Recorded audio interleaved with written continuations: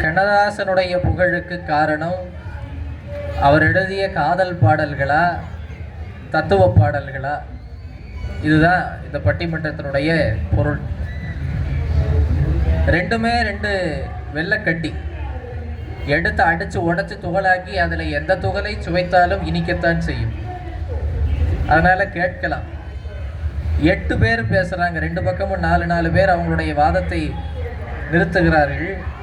அவங்க பேசுகிறத மட்டும் வச்சு என்னால் தீர்ப்பு சொல்ல முடியாது. அவங்க பேசும்போது நீங்கள் அவர்களுடைய கருத்துக்கு எப்படி ஆதரவு தெரிவிக்கிறீர்கள் என்பதை பொறுத்து தான் தீர்ப்பு சொல்லணும். அதனால் என் வேலையில் உங்களுக்கும் கொஞ்சம் பங்கு இருக்குது. பாதியில் விட்டுட்டு ஓடிடாதீங்க. ஏன்னா என்னை காப்பாற்ற வேண்டியது நீங்கள் தான். 2 பக்கம் 4 பேர் இருக்காங்க, நான் ஒத்தாள். அதனால் உங்கள் மேலே இருக்கிற நம்பிக்கையில் உட்கார்ந்துருக்கிறேன். ஒரு பக்கம் காதல் பாடல்கள்.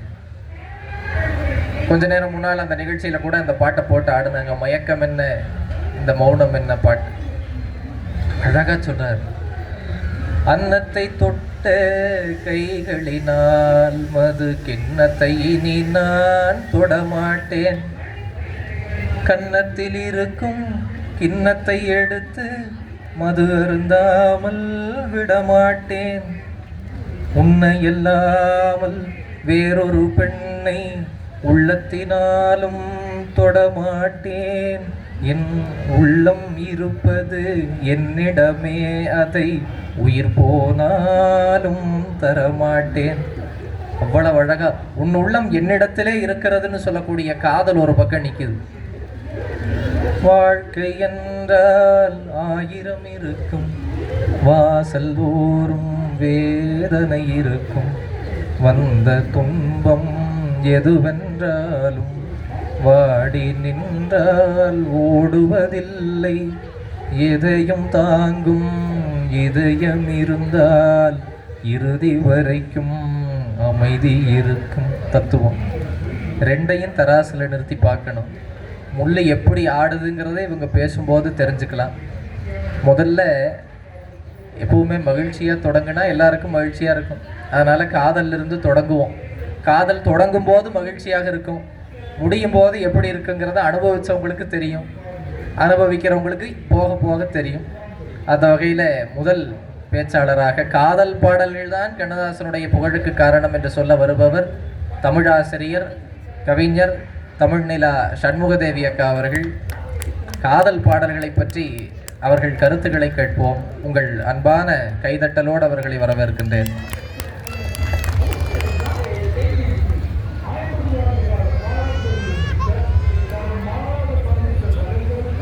தாயே தமிழே தலை தாழ்கிறேன், தான் என்ற அகம்பாவம் தனை வெல்கிறேன். நீயே துணை என்று நான் சொல்கிறேன், நிச்சயம் அதனால்தான் உயிர் வாழ்கிறேன் என்று என் அன்னை மொழியை வணங்கி இங்கு இருக்கக்கூடிய அறிவுசார் சான்றோர் பெருமக்கள் அனைவருக்கும் என்னுடைய வணக்கத்தை தெரிவித்துக் கொள்கிறேன். வில்லுக்கு அர்ஜுன் நமக்கு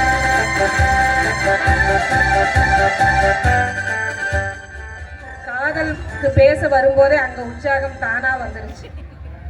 அதுதான் காதல். வில்லுக்கு அர்ஜுன் நமக்கு தெரியும். எங்களுடைய நடுவர் சொல்லுக்கு வித்தைக்காரர். வில்வித்தை அர்ஜுனை தாண்டி இவர் சொல்வித்தைக்காரர். நீங்க நினைக்கலாம் அவர் தாடி வச்சிருக்கிறாரு, ஒருவேளை தத்துவத்துக்கு முடிவு சொல்லிடுவாரோ அப்படின்னு. எல்லாம் கிடையாது. அவர் தாடி வச்சிருந்தாலும் காதல் மனம் கொண்டவர். அவருடைய மனம் இளமையானது. அதுல காதல்ல ஒரு உற்சாகம் இருக்கும். அதனால முடிவு என்ன சொல்லுவாரு அப்படிங்கிறது எங்களுக்கு தெரியும். ஏன்னா இந்த உலகத்துல நம்ம அவர் சொன்னார் இல்லையா, மகிழ்ச்சியா இருக்கணும் அப்படின்னு. எல்லாருமே நம்ம அதைத்தான் விரும்புவோம். எதுல இருந்து மகிழ்ச்சி கிடைக்கும்? காதலித்து பார்த்தால் மகிழ்ச்சி கிடைக்கும். காதலினுடைய தத்துவத்தை அழகாக சொன்னதனால்தான், அந்த தத்துவத்தில் எல்லாம் அவர் காதலை சொன்னார். அதனால்தான் கண்ணதாசன் இன்றைக்கும் நம்மிடையே பேசப்படுகிறார். நடுவர் அவர்களே ஒரே ஒரு பாட்டு, அதுல எவ்வளவு அழகா அந்த காதலினுடைய மகத்துவத்தை அவர் சொல்லியிருக்கிறார் பாருங்க.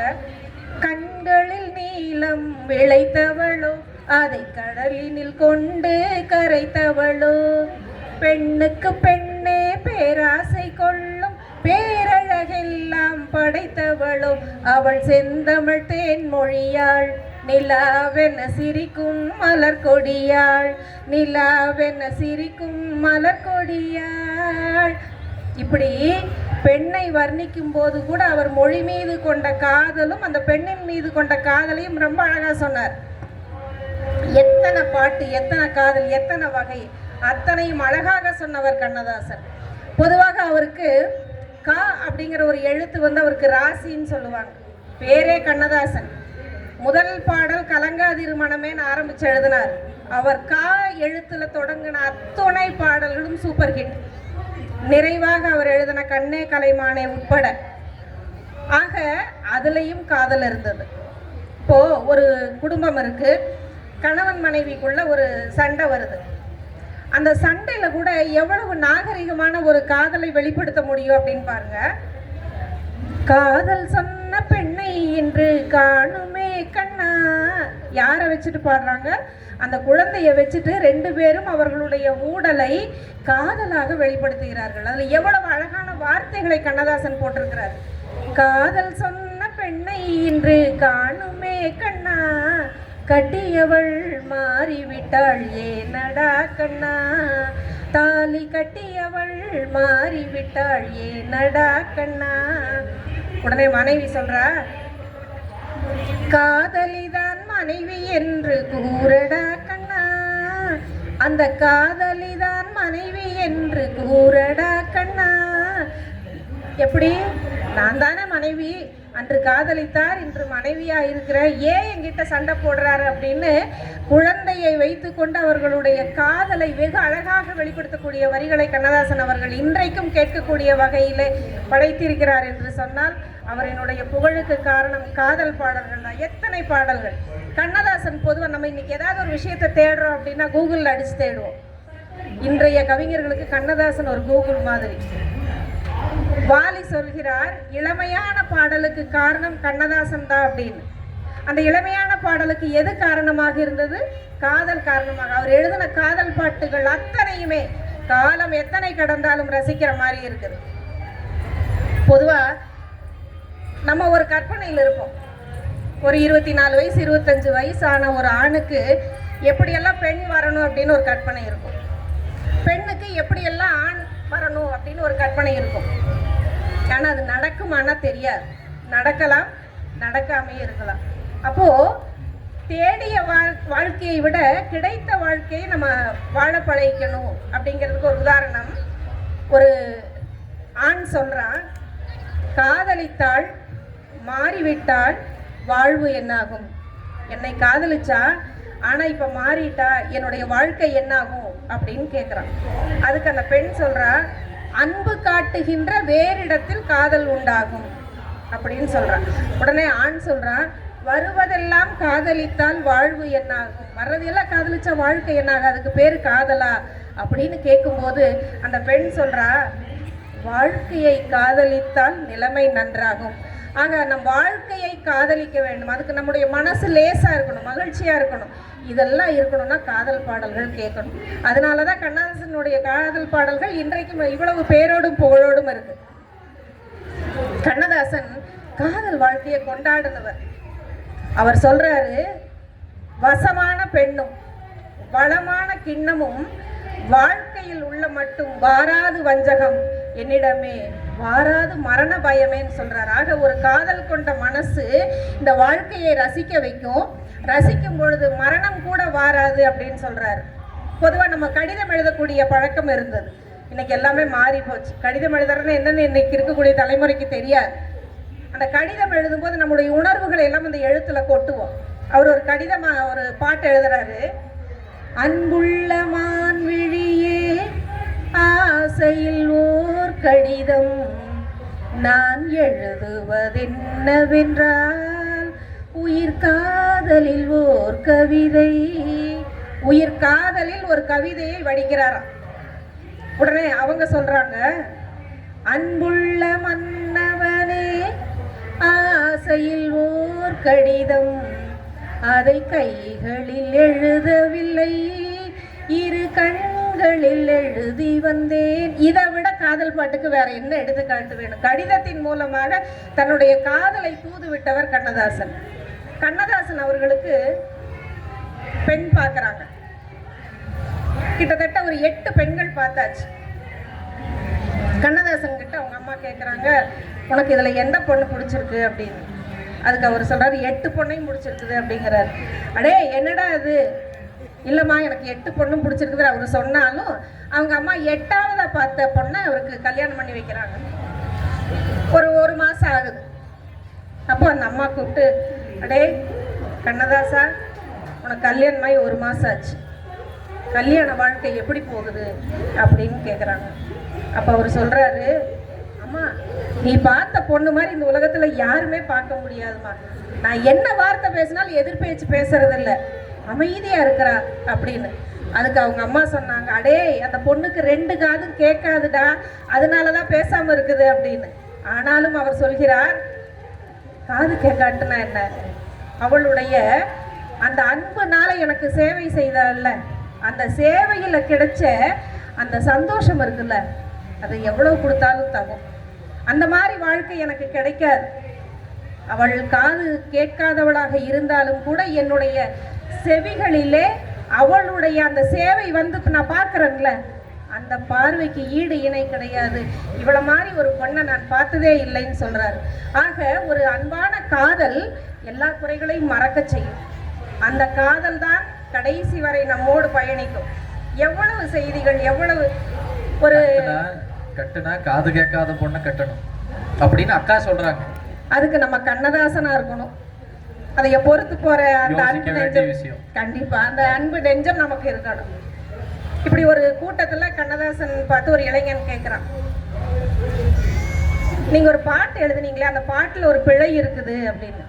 கண்ணதாசனுக்கு யோசனை, தன்னோட பாட்டுல என்ன பிழை அப்படின்னு கேட்கும்போது நான் சொல்றேன், தென்னை மரத்தோப்பாக தேவார பாட்டாக உன்னை மரம் பூச்சொரிய சின்னவளே நீயாடு, கண்டாங்கி முன்னாட கன்னிமணம் பின்னாட, கண்டு கண்டு நானாட செண்டாக நீயாடு, பச்சரிசி பல்லாட பம்பரத்து நாவாட மச்சானின் மனமாட வட்டம் விட்டு நீயாடு.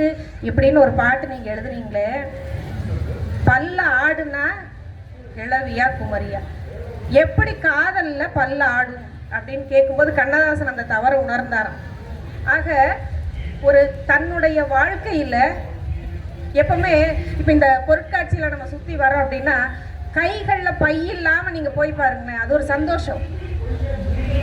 நல்லா சுத்தி பார்க்கலாம், நம்ம தோல்ல எடை இல்லை, ஆனா ஒரு 2 பைய மாட்டிட்டு இந்த பொருட்காட்சியை சுத்தும் போது கை வலிக்கும். இதை ரசிக்க முடியாது. காதல் பாடல்கள் அப்படிதான், எதுவுமே இல்லாம அப்படி நம்ம மனசு லேசா ரசிச்சு போறது காதல் பாடல்கள். அனுபவப்பட்டு அடிபட்டு துன்பப்பட்டு துயரப்பட்டு அதுக்கப்புறம் கிடைக்கக்கூடிய தத்துவ பாடல்கள் ஏதோ சில நேரங்களில் ரசிக்கலாம், எப்பொழுதும் அதை ரசிக்க முடியாது. காதல் பாடல்கள் என்பது அம்மாவினுடைய கையிலே சாப்பிடுகிற நிலாச்சோறு போல எல்லா உணர்வுகளும் அதில் இருக்கும். அந்த உணர்வுகள் நமக்குள்ள போகும்போது மனம் லேசாகும், மனம் லேசாகும் போது மகிழ்ச்சியாகும். அந்த மகிழ்ச்சிக்காகத்தான் நாம் ஓடிக்கொண்டிருக்கிறோம். யாரும் துன்பத்தை எதிர்கொள்ற தயாரா இல்லை இன்னைக்கு இருக்கக்கூடிய காலத்துல. ஆக காதலை வரவேற்க காத்திருக்கிறார்கள். எந்த கண்ணதாசன் பாடாத காதல் பாடல்களே இல்லை. குழந்தை காதல், குமரக்காதல், வாலிப காதல், வயோதிக காதல், அத்துணை காதல் பாடல்களிலும் தன்னுடைய அனுபவத்தையும் தான் இந்த சமுதாயத்துக்கு என்ன சொல்றான், காதல் எப்படி இருக்குது, காதல் இருந்தால் எப்படி இருக்கும், இதையெல்லாம் அழகாக சொன்னதனால தான் கண்ணதாசன் இன்றைக்கும் நம்மிடையே அவருடைய நீடித்த புகழோடு நூற்றாண்டுகள் ஆன பின்னும் நாம் இன்றைக்கு இதை பேசுகின்றோம் என்று சொன்னால் கண்ணதாசனுடைய காதல் பாடல்கள் தான் காரணம் என்று சொல்லி நல்ல வாய்ப்பிற்கு நன்றி கூறி விடைபெறுகிறேன். நன்றி, வணக்கம். மிக அருமையாக நிறைய செய்திகளை சொன்னாங்க. குழந்தை காதல், இளமை காதல், வயோதிக காதல் எல்லாம் சொன்னாங்க. தள்ளாட கிழவியா குமரியான்னு ஒரு சந்தேகம் பாட்டில் வந்தது. ஒருத்தர் சொன்னார், உடம்பு தள்ளாடுனா கிழவி, மனசு தள்ளாடுனா குமரி, ரெண்டுக்கும் காதல் வருது, அவ்வளோதான். ஒரு நல்ல பாடலை காமிச்சாங்க. குழந்தைய வச்சுட்டு காதல் பேசுகிறவங்களுடைய அந்த நாசுக்கு வளர்ந்த கலை மறந்து விட்டால் கேளடா கண்ணா. அதில் உனக்கு என்ன தேவைன்னு கணவன் கேட்குறான், குழந்தைய வச்சுட்டு அதெல்லாம் சொல்லக்கூடாது, நினைப்பதெல்லாம் வெளியில் சொல்ல முடியுமா கண்ணா, அதை நீ பிறந்த பின்பு கூற இயலுமா கண்ணான்னு ஒரு பெண் கேட்குறா. அவ காதலன் மனைவி கட்டுன புருஷங்கிட்ட பேசுறதுக்கு நாகரீகம் பார்க்கிறா. அந்த காதல் பண்பாட்டை சொல்லி கொடுத்திருக்கிறது.